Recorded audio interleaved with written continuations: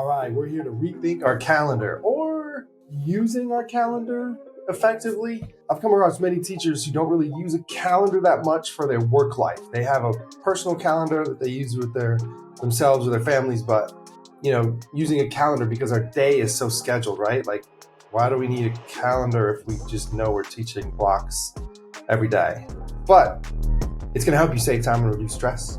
So let's rethink our calendar, right? First of all, I need you to get everything on your calendar, every event that you have as a teacher on your calendar. So if you use a paper calendar, it's okay. But I prefer digital. So Outlook calendar or Google calendar for us here. Get everything on there. Yes, put your classes on your calendar. Yes, put your lunch on your calendar. Yes, put all your meetings, your curriculum meetings, your PLCs, your after-school faculty meetings. Every meeting, event, class, duty, training, working with students, remediation, anything. If you're scheduling it and it's taking up a block of your time, put it on your calendar. Because when you need to schedule new meetings coming up, you'll be able to quickly see what you have and plan out and space out, manipulate your calendar without wasting a lot of brain power. Because once you see it, you just quickly glance, you maybe have colors for certain things, and you can quickly see what you have, when you have it, if you can fit other things in, right? So scheduling becomes so much easier if you use this and put all your events on it. I want you to, when we're talking about rethinking tasks, the rethinking calendar part is adding your to-do list and using it jointly with your calendar. Everything from your to-do list doesn't need to be put on your calendar. But if you go digital and you're using the Google products that we have, Google Tasks, if you put a due date on it, it syncs with your calendar. So then you can drag and drop and manipulate your tasks to put them in your planning time. So it's called batching your tasks. So if you have a duty and you have a chunk of time, you can put those tasks in that you want to complete. Why would you do that? Like, why not just have a to-do list and just check it off? Because when you come to that duty time, you just pull up your to-do list, whether it's your notebook or your task, and you look at your phone, and you just know what you've already prioritized because you plan ahead, right? So now we start talking about planning for the week, planning longer term projects, right? I got this assignment due on Monday, so on my Tuesday planning, I'm gonna grade it. And so you start controlling your time more, right? And that's gonna be like creating more time, saving that time. It's gonna reduce the stress load if we can look at it ahead of time and plug in those tasks. We are going to rethink Google Calendar to help us save time and reduce stress. All right, quick overview of Google Calendar. The top right, we have settings. So if you'd like to see all your different calendars and kind of a quick overview, you can use that option. I prefer kind of a cleaner view. The Today button is key. That wherever you are in your calendar, if you click that, it'll bring you back to today. I use that all the time. There's some navigation buttons here, so you can go forward and back and quickly move to months if you want. Diving in over here on the top right to the settings. Here's another button I use a lot, is toggling from week to month to week. So that's just kind of navigating around, right? Creating events, you can click the plus sign on the top left, and then along the right-hand side is the quick access bar. And my favorite is, as you guys already know, Google Tasks is right there. And as you can see, these events here with the check marks aren't really events, but they're tasks. So that's a quick overview of Google Calendar. Let's add an event in Google Calendar. So yes, we can click the plus sign, but today we're just gonna single click at 10 a.m. and I'm gonna click enter. I just added an event in Google Calendar. So now I've been adding events and I wanna add more details to my event. So instead of just meet up with Chris at 10, I wanna add some other information there. So I'm gonna double click instead. And at noon, I'm gonna meet up with Sarah. And I'm gonna extend it, instead of just my default being a half an hour, I think this one's gonna be longer. I think it's gonna be in room 801.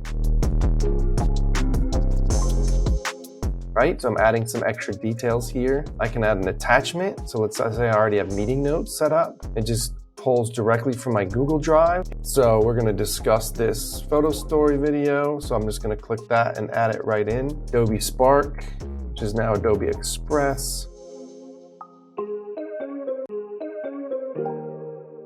And so I've added a link right there. So these are some extra details in Google Calendar which make your life really, really easy. I'm gonna click save and then let's go look at that event. So now, instead of just a quick meetup with Chris at 10, I have a meetup with Sarah at noon room 801. But if I click on that, I have a link to Adobe Spark.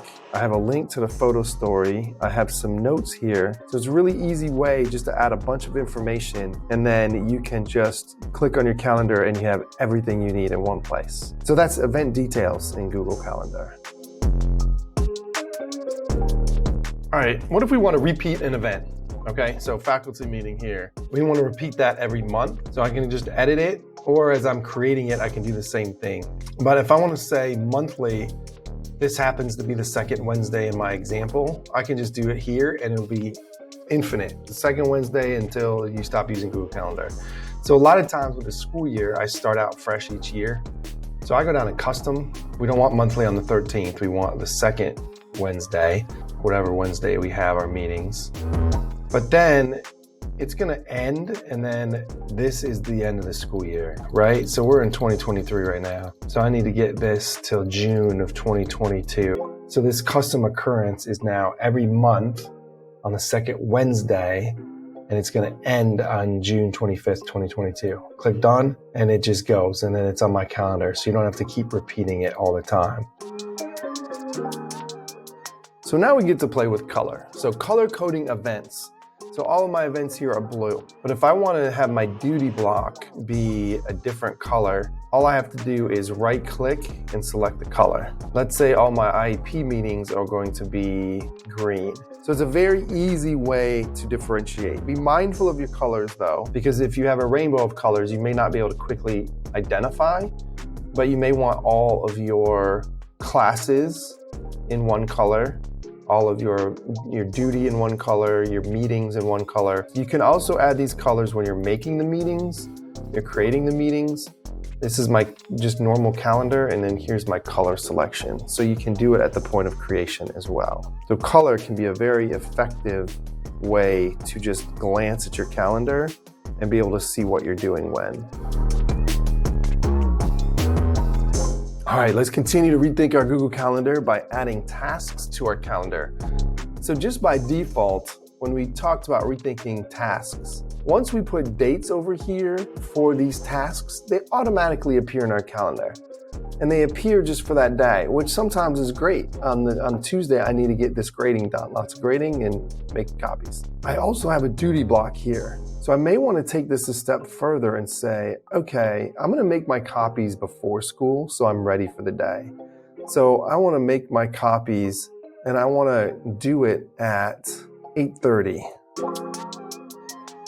Once I click OK, it's going to actually pop that down into 8:30. Now, maybe 8:30 is, maybe I'm like, I don't know if that's quite enough time. Now, once it has a time associated with it, now I can drag it and say, let's make those copies at 8. Then I want to get my grading done during my duty block, which starts at 10:30.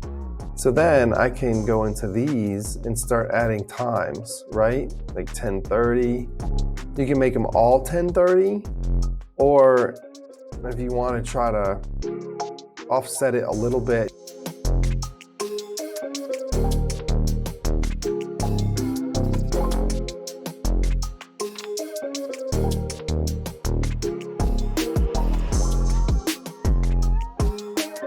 boom.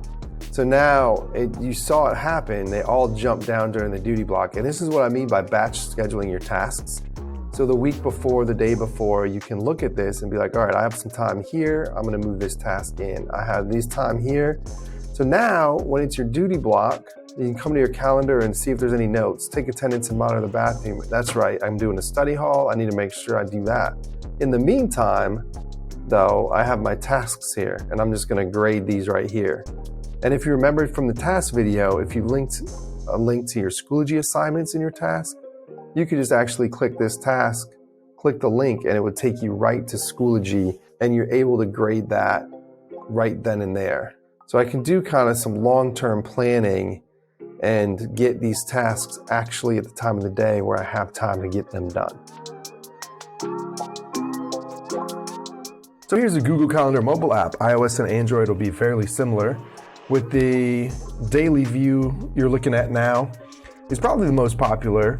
I'm going to click the 3 lines at the top left, and we can click the schedule and day view. So on a mobile device, those are probably the views that people use the most. On this device, since it's a tablet, it's a little bigger. The week view shows up, but on our phones, not so much, right? So you see with the 3 lines on the top left, that's how I can navigate some of our extra selections. I can also pick what calendars I want to see at that particular time and toggle those on and off, okay? But if I have my calendar set, you can see the events we were just doing, so it syncs real time on your phone. So these are the events and tasks that we were just playing with. I'm gonna swipe to the right, and you can see the math lab and faculty meeting on Wednesday. So this is just what we were looking at. Everything is right here on your phone, just like it was. If you wanna add, if you're out and about and somebody stops you and is like, hey, can you work with so-and-so on Thursday morning? You know, he needs help with blah, blah, blah. You can quickly hit the plus sign at the bottom right and tap event. And then you can quickly add an event just by typing what you want. So we're gonna meet up with the student. I'm just gonna click save. Well, we need to do 8 o'clock. Click save, and then it'll pop there. Don't forget, you can also add your colors. I can go in and back and edit it. I can add a room number. All the information that's on the desktop app is here on your mobile app as well. All right, there it is. Rethink Calendar. Mainly showing you Google Calendar today, but it can be adapted for paper. Ultimately, Google Calendar is awesome on its own, scheduling out everything, but combine that with tasks and being able to manipulate the tasks and put them in your blocks where you have open and free time, and then you don't have to think about what you're doing today. You just look at your calendar and just go, and everything is there. And then the more information you can add on the front end, like the more you get used to it and you add links and docs and other information, it just makes it that much easier when you're going through your busy day. That is Rethink Calendar. How'd it go for you? Let me know.